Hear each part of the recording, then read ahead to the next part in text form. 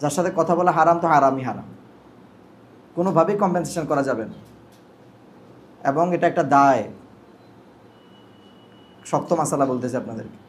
দায়টা হলো এরকম যে কারো অধীনস্থ কাউকে, আল্লাহ রসুল ফরমান 3 ব্যক্তি কখনোই জান্নাতে প্রবেশ করবে না। তার মধ্যে এক ব্যক্তির নাম দাইয়ুস। আল্লাহর হাবিবকে জিজ্ঞাসা করা হয় দাইয়ুসকে, বলে দাইয়ুস সে যে তার অধীনস্থদেরকে পর্দায় রাখে না। আমার বাবার অধীনস্থ ওনার মেয়ে, বাবার জন্য ফরজ যে মেয়েকে পর্দা করাবে, বাধ্যতামূলক। বিবি অধীনস্থ স্বামীর পর্দা করাবে বাধ্যতামূলক। যদি বিবি স্বামীর অধীনে থাকার পরেও পর্দা করতে রাজি না হয়, তাকে তালাক দেওয়ার বিধান আছে। কত কঠোর বিধান! নামাজ পড়ে না, বুঝাইতে পারবেন, সময় নিতে পারবেন, বোঝানোর চেষ্টা করবেন, সময় নেবেন, আপনি বুঝেন, আরেকজনকে বুঝাইবেন, দোয়া করবেন, আল্লাহ তাআলার কাছে সাহায্য চাইবেন।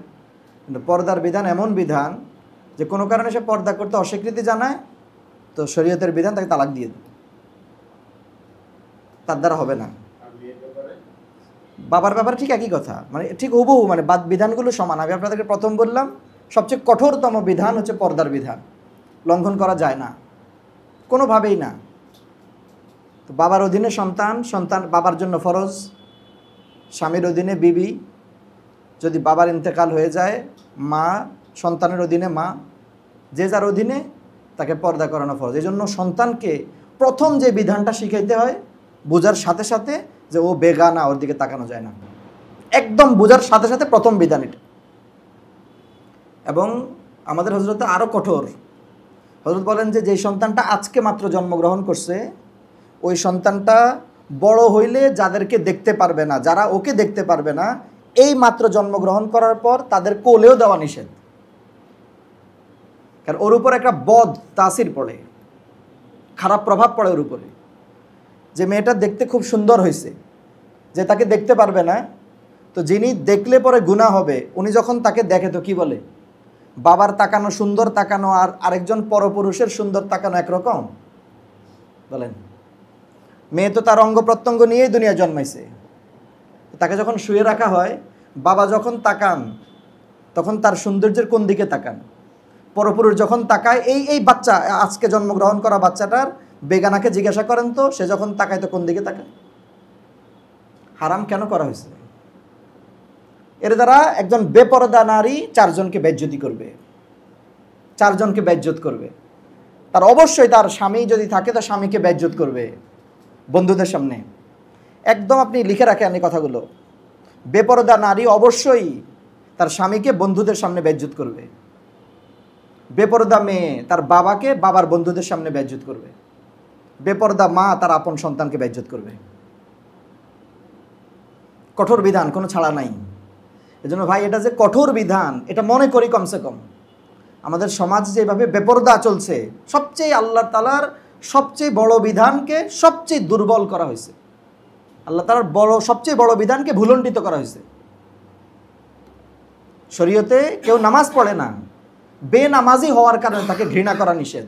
এটা জায়েজ নাই যে বেনামাজি হওয়ার কারণে তাকে ঘৃণা করবেন। সে নামাজ পড়ে না, এটার ব্যাপারে ভয় পাবেন, কিন্তু এই লোকটা বেনামাজি, ঘৃণা করতে পারবেন না তাকে। তার মাযুরাত থাকতে পারে।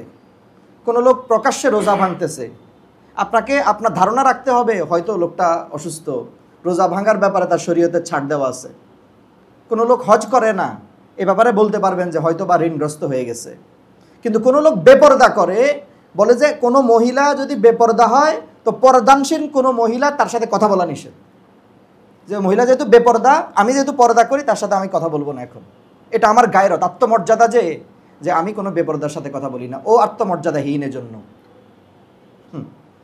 কোনো পার্টিতে যাবেন, আপন বিবি গেছে, 2 বন্ধুর বিবি যায় হাজির হয়েছে, কে কার দিকে তাকাবে বলেন? আমি আমার বিবির দিকে তাকাবো না, আমার বন্ধুর বিবির দিকে তাকাবো? এ তাকানোটাই তো হারাম। পর্দার বিধানটা কঠোরতার সাথে, আমরা মনে করি এটা কঠোর বিধান। রাস্তায় যেটা নষ্ট হচ্ছে এটাকে কঠোর বিধান মনে করি। যদি এই কঠোর বিধান মনে করি, তাহলে এটার উপরে আমার আসা সহজ হবে। যদি মনে করি ভাই সমাজ এখন শেষ হয়ে গেছে, এখন আর কে পর্দা মানে, আমরা এত কঠোর হইয়া লাভ হবে কি? কোনোদিন জিন্দেগিতে কোনোদিন এই বিধানে আসতে পারবেন না। ধরে আল্লাহ না করেন কোনো কারণে আমার বিবি বেপর্দা, আপনি ইস্তেকামত হন, আমার বিবি হয়তো আমি ও যদি আনতে পারলাম না, কিন্তু আমার মেয়েকে আমি বেপরদা বানাবো না। বেপরদা হয় এমন কোনো জায়গায় আমি নিব না, বেপরদা হয় এমন কোনো কারোর সাথে দেখা করাবো না।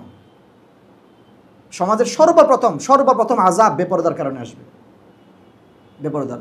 কারণ ওনাদের ইজ্জতকে আল্লাহ তাআলা এত দামি বানাইছেন কি ভাই, দুনিয়ার সবচেয়ে বেশি ইজ্জতওয়ালা কে? রাসূলুল্লাহ সাল্লাল্লাহু আলাইহি ওয়াসাল্লাম সবচেয়ে বেশি ইজ্জতওয়ালা। ওনার কেউ বেইজ্জত করলে আযাব আসবে। ইমাম মালিক রাহমাতুল্লাহ আলাইহি বলছেন যে আল্লাহ রসুলের কেউ বেইজ্জত করে ইঙ্গিতের দ্বারা, কথার দ্বারা, লেখনী দ্বারা, যদি এই ইজ্জতের খেলাফ হওয়ার কারণে গোটা দুনিয়াকে তুমি উল্টায় দিতে হয়, দিয়ে দিবা, কনসিডার করবে না, কারণ বেশি ইজ্জতওয়ালা। আল্লাহ তাআলা আমাদের আম্মা জানদেরকে, আমাদের বিবিদেরকে অনেক ইজ্জতওয়ালা বানাইছেন। যখন ওই জায়গায় হাত পড়ে, কি বলেন, আমার আম্মার ব্যাপারে কে কাকে ছাড় দিব?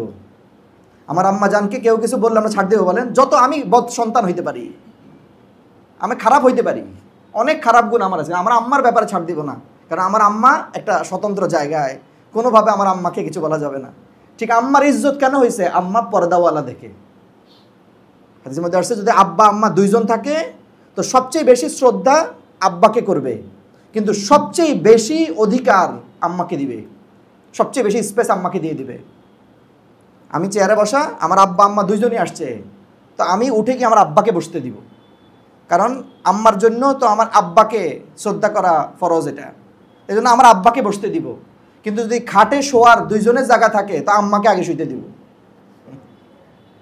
আম্মাকে, কারণ আরাম সবচেয়ে বেশি ওনার দরকার। উনি তো ফুলের মতো, কোনোভাবে পাপড়িতে চাপ পড়লে দাগ পড়ে যাবে, এজন্য আগে থেকে এই প্রোটেকশন দিয়ে রাখতে হয়, কারণ পাপড়ি চাপ পড়লেই আগের শানে আর আসবে না।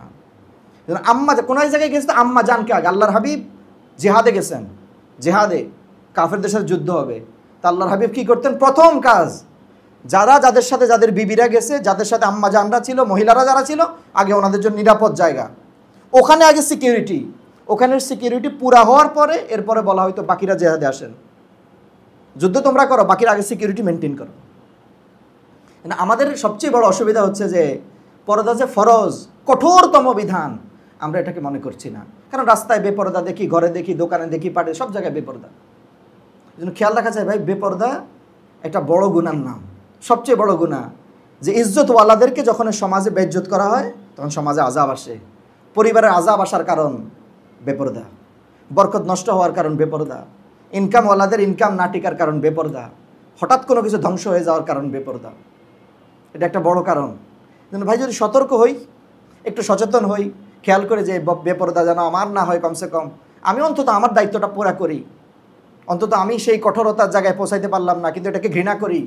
রাস্তায় যে মহিলারা আসতেছে, কোনোভাবেই তারা ইজ্জতওয়ালা হইতে পারে না যদি বেপরদা হয়।